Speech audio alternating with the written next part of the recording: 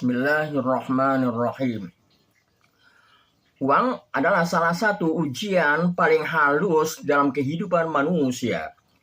Ia mampu mengangkat derajat seseorang hingga menjadi jalan menuju kesalehan, namun pada saat yang sama dapat menjumuskannya ke dalam kehancuran batin dan moral.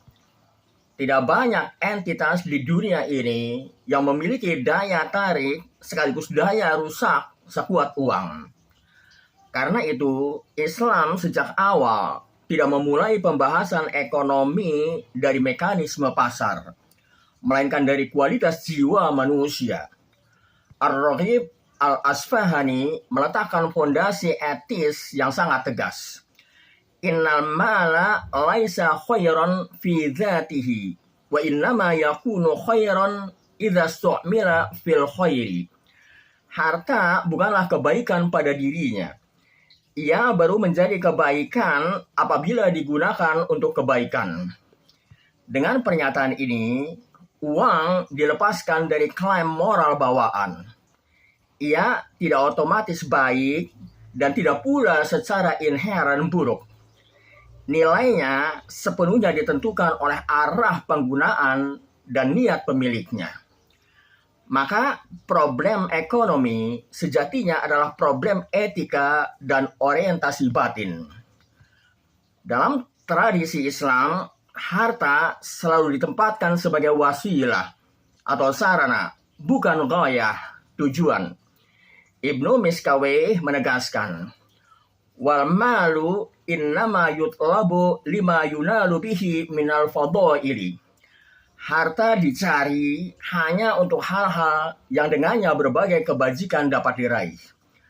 Selama kebajikan menjadi orientasi hidup, harta berfungsi sebagai alat penyempurnaan jiwa. Namun ketika kebajikan dikeluarkan dari horizon hidup, harta kehilangan fungsi etikanya. Ia berubah dari sarana penguatan moral menjadi alat pemuasan nafsu. Pada titik inilah, uang tidak lagi melayani manusia, melainkan mulai menguasainya. Said Hussein Nasr, filsuf muslim kontemporer, mengingatkan,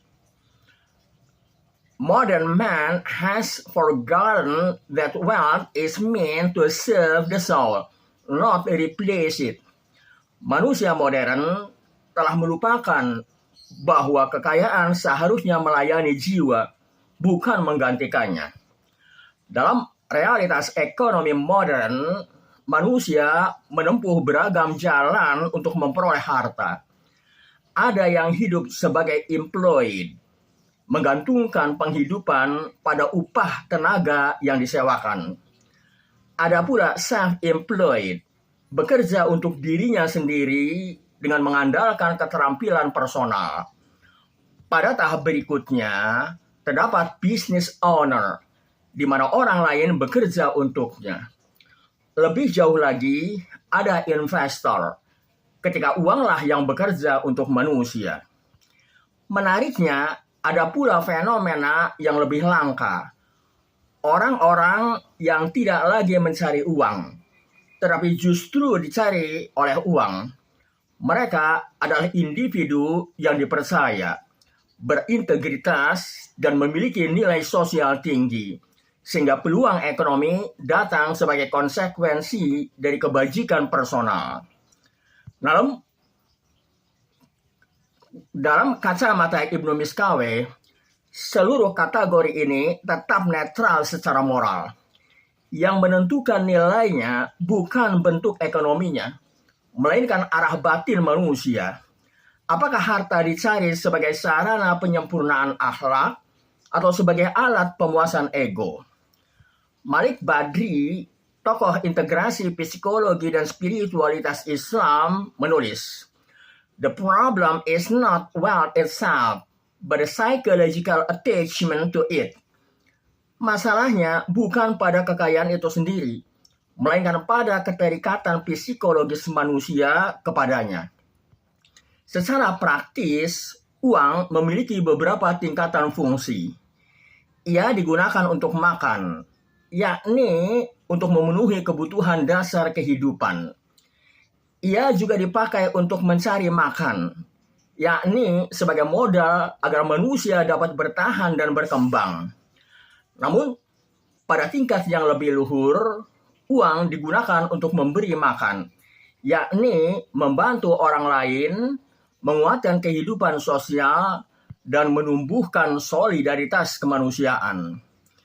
Pada titik inilah uang mencapai martabat etisnya sebagaimana dimaksud para filsuf muslim. Namun, Islam juga tidak menutup mata terhadap sisi gelap uang. Ketika orientasi moral hilang, uang tidak lagi memberi makan, tetapi justru memakan manusia. Ia melahap ketenangan batin, menggerogoti empati, dan menjadikan manusia budak akumulasi tanpa batas. Dalam kondisi ini, manusia tidak lagi memiliki harta. Justru hartalah yang memiliki manusia. Yasmin Mogahed menulis dengan sangat reflektif. Anything you love more than God become a prison for your soul. Apapun yang kamu cintai melebihi Tuhan akan berubah menjadi penjara bagi jiwamu. Islam tidak menolak kepemilikan, tetapi menuntut kepemilikan diri lebih dahulu.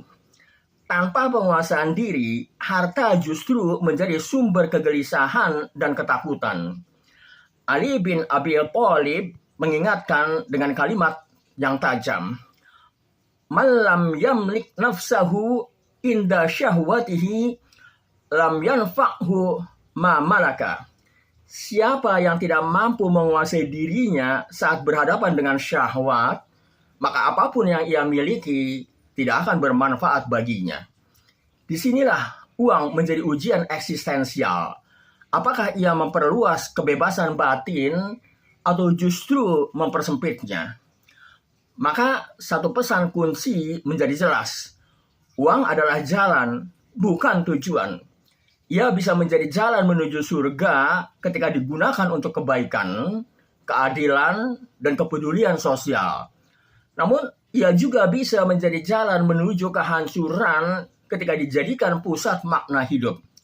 Sebagaimana ditegaskan Ar-Raghib Al-Asfahani, uang tidak membawa nilai dengan sendirinya. Nilai itu lahir dari tangan dan jiwa yang menggunakannya. Karena itu, pertanyaan terpenting dalam ekonomi bukanlah berapa banyak yang kita miliki, melainkan siapa kita ketika memiliki.